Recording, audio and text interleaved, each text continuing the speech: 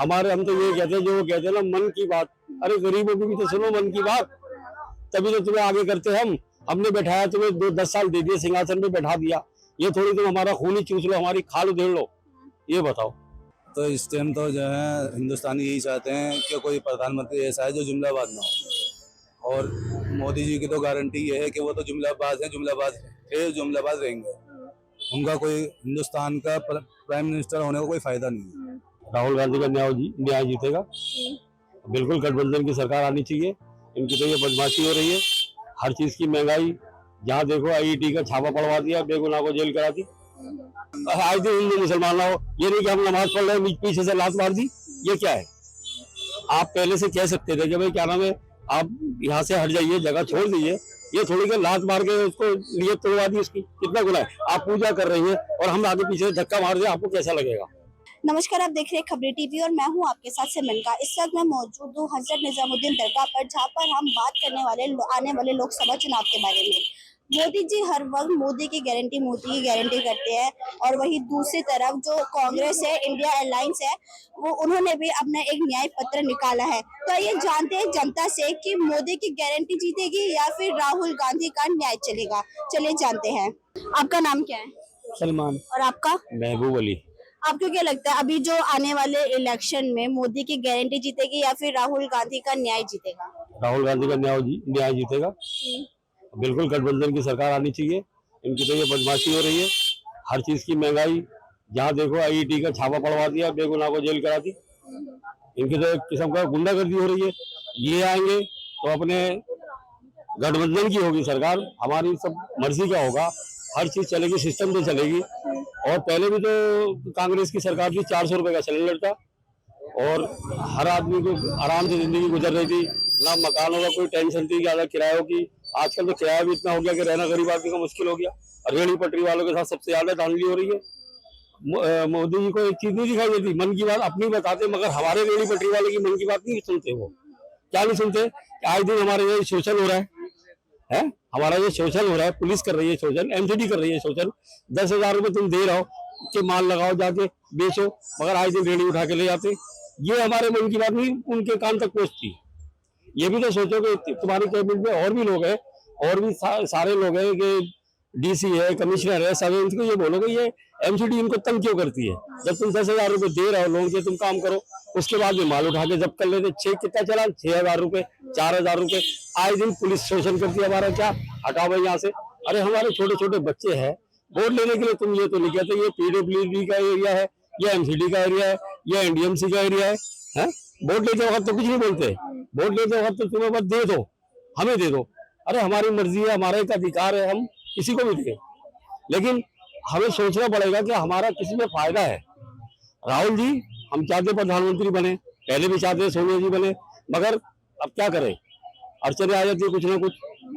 तो ये है कि हम चाह रहे हैं कि परिवर्तन चाहते हैं, मेन चीज। तो फिर मोदी जी का जुमला चुनेंगे या फिर राहुल की सच्चाई? राहुल की सच्चाई हमारे दिल में दिमाग में बैठी हुई है बिल्कुल, कि राहुल जी आए, हमारा एक नया युग होगा, नए लड़के आएंगे, नौकरियां मिलेंगी, कुछ रोजगार बढ़ेगा, कुछ तो होगा। अब तो जिसको देखो वो अंदर जा रही है, वो अंदर जा रही है। केजरीवाल को अंदर कर दिया, कभी किसी को अंदर कर दिया। ये कोई तरीका है? इलेक्शन के टाइम पे से अंदर कर दिया। मैं ये नहीं कह रहा कि वो अच्छा है झाड़ू वाला, कांग्रेस अच्छी है। इस हिसाब से करो काम, जो भी करो। इतने टाइम पहले इलेक्शन के टाइम पे क्यों अंदर करा? जब एक के साथ एक फ्री दे रहा था, जब क्यों नहीं करा? एक के साथ में एक फ्री, तब क्यों नहीं करा? तब करते ना। अब इलेक्शन के टाइम पे उसको बेचारे को अंदर कर दिया। तो इसमें आपको क्या लगता है कि इसमें जो बीजेपी वाले वो कुछ चाल चल रहे हैं? बिल्कुल जाहिर बात है, ये सब अपनी जो चुनावी स्टैंड है इसको कर रहा है सीधा। जो अब हम तो ये चाहते हैं कि परिवर्तन, इस बार हम परिवर्तन चाहते हैं। कहते हैं मुस्लिम वोट तो हमें चाहिए नहीं, ये लोग कहते हैं मुस्लिम वोट हमें नहीं चाहिए, मगर हम देंगे वोट। और हमारी जो प्रजा है, पब्लिक है, और सब देंगे मिलजुल के। जिसको परेशानी को देगा, जिसको भी दे। आपके मेन मांगे क्या है? किन मुद्दों पर बात? हमारी जो है सबसे पहले के महंगाई, दूसरी बेरोजगारी, तीसरा ये आए दिन हमारे साथ जो शोषण हो रहा है, ठीक है ना। शोषण मतलब ये आए दिन पुलिस है, एमसीडी है, आए दिन हिंदू मुसलमान ना हो। ये नहीं कि हम नमाज पढ़ रहे हैं पीछे से लात मार दी। ये क्या है? आप पहले से कह सकते थे कि भाई क्या नाम है, आप यहाँ से हट जाइए, जगह छोड़ दीजिए। ये थोड़ी के लात मार के उसको नियत तोड़वा दी उसकी, कितना गुना है। आप पूजा कर रही हैं और हम आगे पीछे धक्का मार दे, आपको कैसा लगेगा? ठीक है, अब नमाज पढ़ रहे हैं, नियत बनी हुई हमारी है, इमाम साहब के साथ हम नमाज पीछे खड़े हुए और आते के साथ ही ऐसे सजदे में है और लात मार दी पीछे से, ये सही है? गलत है ना। आपने ये कहीं जाके शिकायत नहीं की? बतेरी शिकायत होगी, मगर क्या होता है? किसी ने कुछ एक्शन नहीं? कोई एक्शन नहीं होता है इसका, कुछ नहीं होता। जो बस हो गया तो हो गया, उसको सस्पेंड करना चाहिए था, पूरी टीम को, पूरे थाने को सस्पेंड करना चाहिए था। ऐसा क्यों हुआ बोलो? हम तो मीडिया से हमें पता चला है, जो ये मोबाइलों से पता चला कि हम जो देखते कि क्या है, हमारे साथ अत्याचार हो रहा है, हम इतना ये जानते हैं। खास तौर से गरीब आदमी के ऊपर, खास तौर से रेहड़ी पटरी वाले के ऊपर, खास तौर से जितने भी है हम सब मुसलमानों के ऊपर। मोदी जी हर वक्त अपने भाषण में हिंदू मुसलमान पाकिस्तान करते रहते हैं, आपको क्या लगता है? पाकिस्तान ये सब बेकार की चीज है। हम इंडिया में रहते हैं, हम हिंदुस्तानी नागरिक है, हमें क्या लेना पाकिस्तान से? हम मतलब हर वक्त वो लोग मोदी जी क्या हर वक्त हिंदू मुसलमान करते हैं? क्या आपके हिसाब से क्या मोदी जी चुनाव में डर के हार से ऐसा बोल रहे हैं? ये उनकी भूल है। ये तो वक्त बताएगा जब हम बटन दबाएंगे, ठीक है ना। जब पब्लिक जो है ना, तो जो क्या नाम है, जो छोटी जाति के वाल्मीकि है और जो भी है, सारे हमारे जब वोट पड़ेंगे ना, और जब वो बटन दबेगा तब पता चलेगा। पर्ची निकल के आएगी, पर्ची भी आएगी और वो वोट भी आएगा, दोनों चीजों से वो हो जाएगा।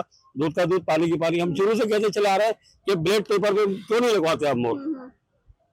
जो ब्लैक पेपर है, ये पहले जमाने में ब्लैक पेपर पे मोहर लगती थी, उससे गिनती होती थी, हार जीत का पता लग जाता। ये मशीन कहाँ से आ गई है?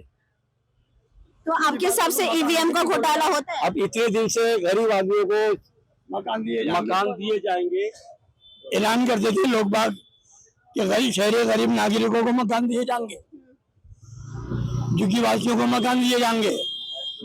लोग खुश हो जाते हैं, वोट देते हैं खूब, लेकिन उसको कह देते हैं, बयान दे देते हैं, लेकिन लागू नहीं करते उसको। लेकिन ज्यादातर लोग बोल रहे थे कि मोदी जी ने जहाँ जहाँ वादी किया वहाँ उधर काम आए, वहाँ पे राशन गया है। किस गरीब को मकान मिले, किसको मकान मिले ये बता दीजिए। अभी तक दिए वादा सिर्फ मकान का किया, किसी को मकान मिला? किसी गरीब आदमी को मकान मिला? नहीं मिला। गरीब नहीं करते, गरीब स्कीम तो चालू कर देते, मगर जो बैठे हुए अधिकारी है ना, वो कहते हमारे बाप का ऑर्डर है कि नहीं हुआ अभी। और गैस सिलेंडर देखो कहाँ जा रहे हैं। अब हम कोई चीज खाने जाते हैं, निर्माण भवन गए थे, बताना भवन गए थे, इन्होंने गरीबी अपने मकान के लिए कहा, तो सारे ऑर्डर हो गए, सब चीज हो गई, प्रधानमंत्री के ऊपर ITR लगाई इन्होंने, सारी चीज हो गई। मगर जब जो अधिकारी निर्माण भवन में बैठे, वो कहते हैं कि कहाँ है ऑर्डर? हमें प्रधानमंत्री ने ऑर्डर नहीं दिया। उन्होंने कहा कि हमारे बाप का ऑर्डर नहीं है, तो तुम्हारा बाप कौन है? कि प्रधानमंत्री नरेंद्र मोदी जी, वो है हमारा बाप, उसने ऑर्डर नहीं करा है, हमें लागू नहीं करा। पूरा एग्जैक्टली बताइए हुआ क्या था? वही था कि गरीब लोगों ने हमें आगे करा कि गरीबों को, जो मोदी जी ने लाल किले से ऐलान करा है कि गरीबों को मकान दिए जाएंगे, शहरी नागरिक झुग्गी वासियों को मकान दिए जाएंगे। तो लोगों ने कहा कि मोदी जी के पास जाओ, कोशिश करो। हमने भागा दौड़ी की 6 महीने तक, कभी सच्ची वाले, कभी कहीं कभी कहीं। हाँ, तो सच्ची वाले से कहा, कहने के जी अभी लागू नहीं करा उन्होंने। फिर उसके बाद में फिर एक लेटर आया, निर्माण भवन जाओ। समझो, जब वहां पहुंचे 102 नंबर कमरे में, तो उन्होंने कहा कि जी, हमने कहा जी शहरी गरीब नागरिकों को मकान दिए जाएंगे, झुग्गी वासियों को मकान दिए जाएंगे, मोदी जी ने कहा था। कहने लगे हमारे बाप ने तो ऑर्डर नहीं करे, हमारे बाप ने तो लागू नहीं किए। मैंने कहा आपने हमारी टेबल पे यूं करके हाथ, हमारे बाप ने तो लागू नहीं किया। मैं कहा आपके बाप कौन है? कहने लगे हमारे बाप मोदी जी हैं। मैं इस बारे में माफी चाहता हूँ। हम तो ये चाह रहे थे, हम तो समाज सेवक हैं, कि गरीबों के सर पे छत आ जाए, और इतनी शर्त भी मिल जाए, जगह रहने का, सोने की जगह मिल जाए। फिर उन्होंने कहा कि DDA की स्कीम निकलेगी, उसके अंदर फॉर्म भर देना। मैं कहा हाँ, DDA स्कीम निकालती है, शर्त इतनी रख देती है कि जो गरीब आदमी नहीं कर सकता। स्कीम निकाली थी, ये रही रसीद। आपके जो डिपार्टमेंट है निर्माण भवन का, आपस में बांट लेते हैं उसको, घोटाला हो जाता है उसमें, गरीबों को क्या मिलता है। ऐसा हो कि आप क्या चाहते हो? मैं कहा हम तो ये चाहते हैं कि राशन कार्ड देखिए कौन गरीब है कौन मालदार है, उसके बाद में गरीबों के साथ गरीबों को दिया जाए, उनकी मदद की जाए। हम ये चाहते हैं। हमेशा नहीं बोला, जुमला है। तो खैर उन्होंने कहने का हम लिख लेते, हम कोशिश करेंगे। और शर्तें जो है ना वो कम की जाए। गरीब आदमी रोज बैंक की रूटीन कहाँ से दिखाएगा, बैंक स्टेटमेंट कहाँ से बैंक दिखाएगा? कहाँ से दिखाएगा। इतनी शर्तें होती होंगी, और फिर जब टोकन उठते हैं तो गरीब आदमी का तो टोकन ही नहीं निकलता उसमें। जब सारे बिल्डरों के होते हैं उनके वो निकल जाते हैं। तो आपके हिसाब से मोदी जी ने जितने भी वादे किए हैं उन्होंने सब- कुछ पूरे नहीं कुछ पूरे नहीं हुए, सब कुछ हमारे। हम तो ये कहते हैं, जो वो कहते हैं ना मन की बात, अरे गरीबों की भी तो सुनो मन की बात, तभी तो तुम्हें आगे करते। हमने बैठाया तुम्हें, 10 साल दे दिए, सिंहासन पे बैठा दिया। ये थोड़ी तुम हमारा खून ही चूस लो, हमारी खाल उधेड़ लो, ये बताओ। अब हर सबसे पहली बात मैं आपसे यही कहूंगा, बार बार आप कहेंगे मैं रिपीट कर रही है, सबसे ज्यादा जो देखो 5 लाख आदमी हैं रेहड़ी पटरी पे दिल्ली के अंदर, कहीं भी जामा मस्जिद, चांदनी चौक, खोलिया पुले, सदर है, सब जगह है। लेकिन 5 लाख लोगों के पीछे भी उनका परिवार है। वोट कितना हो गया? रेहड़ी पटरी वाला या झुग्गी झोपड़ी वालों से ही ऊपर पहुंचता है आदमी। मालदार आदमी नहीं जाता सुबह 7 बजे लाइन में लगने के लिए, मोहर लगाने के लिए। हम गरीब आदमी जाते हैं रेहड़ी पटरी वाले, और हमारे साथ ही शोषण होता है। पुलिस का भी शोषण होता है, एमसीडी का भी शोषण होता है। माल जब्त कर लेते, लाओ 5,000। अब तुमने 10,000 दिए, 5,000 हम चालान भर के आए। तो ये भी तो मन की बात हमारी पहुंचनी चाहिए उन तक। तुम अपने मन की बात तो सुना देते हो, हमारे मन की बात कोई नहीं सुनने वाला है। बस दैट्स ऑल। आपका नाम क्या है? बबलू। आपको क्या लगता है इस बार लोकसभा चुनाव में मोदी जी की गारंटी जीतेगी या फिर जो राहुल गांधी कांग्रेस ने जो न्याय पत्र निकाला है वो जीतेगा? कांग्रेस जो राहुल गांधी ने न्याय पत्र जो निकाला वो जीतेंगे। तो आपके हिसाब से जो मोदी जी ने 10 गारंटी दी है, जितने भी गारंटी दी है, वो क्या उसमें कभी खरे उतरे हैं? नहीं, मुझे नहीं लगता ऐसा हुआ है कभी। आपके हिसाब से दिल्ली में किसकी पार्टी जीत सकती है? दिल्ली में किसका पलड़ा भारी है आपके हिसाब से? कांग्रेस का। कांग्रेस का। तो आपको कांग्रेस का काम पसंद आता है?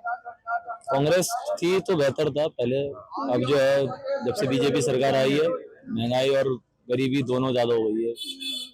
गरीबी बेचारा क्या करे, अब महंगाई के चक्कर में मार तो खा। आपको इस महंगाई के चक्कर में क्या क्या मतलब सहन करना पड़ रहा है?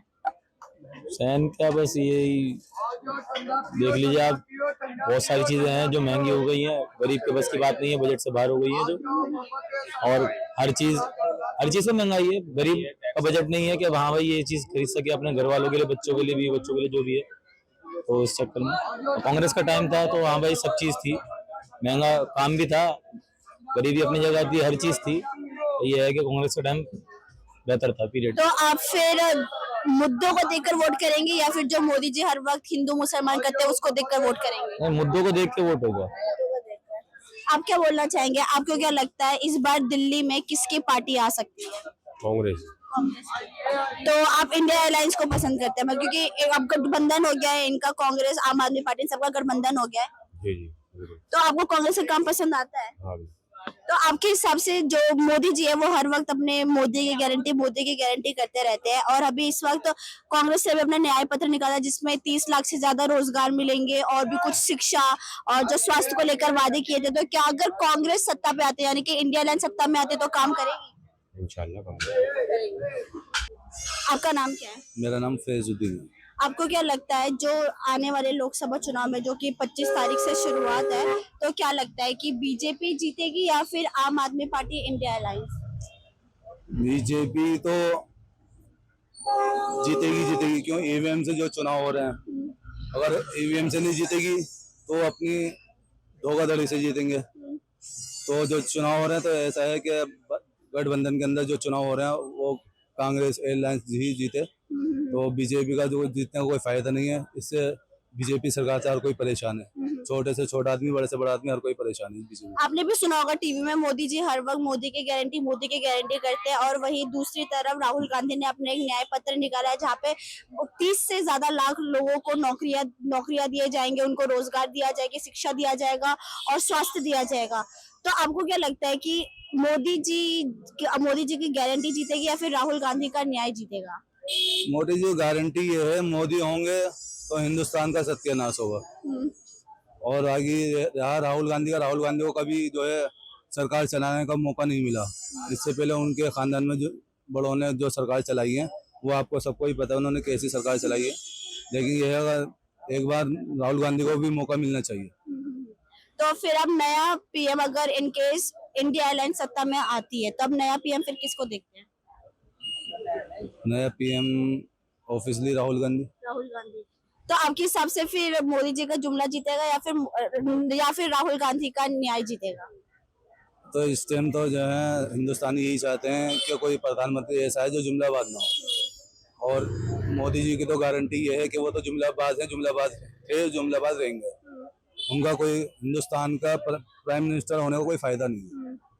जिस तरीके से वो जुमलाबाजी करते हैं उस हिसाब से जो है उनका सीट से हट जाना ही अच्छा है। इस पर क्या बोलेंगे? अभी केजरीवाल को, मतलब केजरीवाल का कहना था कि जैसे ही इलेक्शन की डेट सामने आई वैसे ही केजरीवाल को जेल में डाल दिया गया, बल्कि उनके खिलाफ में कोई भी प्रूफ नहीं निकला था, उसके बावजूद वो तिहाड़ जेल में रहकर आए। इस पर क्या बोलेंगे कि ये मोदी जी की चाल है? तो आपको ही पता है कि जो NRC का CA का जो मतलब प्रोटेस्ट हुए थे, तो ज़्यादातर काफ़ी नौजवानों को दिल्ली पुलिस ने या सरकार ने जेल के अंदर ठूस दिया, लेकिन उनके पास कोई पुख्ता सबूत नहीं मिले। लेकिन आज भी वो लोग जेलों के अंदर बंद हैं। तो ऐसे ही ये हमारे केजरीवाल सर है, इनको भी जो है बिना बगैर सबूत के जो है जेलों में डाल दिया गया। तो ये मोदी सरकार जो है तानाशाही सरकार है, इससे जो है जल्द से छुटकारा मिलना चाहिए। तो यहाँ पर हमने लोगों से बात करी, यहाँ पे ज्यादातर लोगों का कहना है कि मोदी जी अपने वादे तो कर लेते हैं बट कभी अपने वादों पर खड़े नहीं उतरते। मोदी जी अपने मन की तो बात करते हैं, लेकिन यहाँ पर जो रेडी पर, रोड पर जो लोग दुकान लगाते हैं, अपने सामान डालते हैं, उनके मन की बात कभी सुनते नहीं है। इसी के साथ मैं थी सिमरन विद कैमरा पर्सन सोहेल, खबरें TV दिल्ली।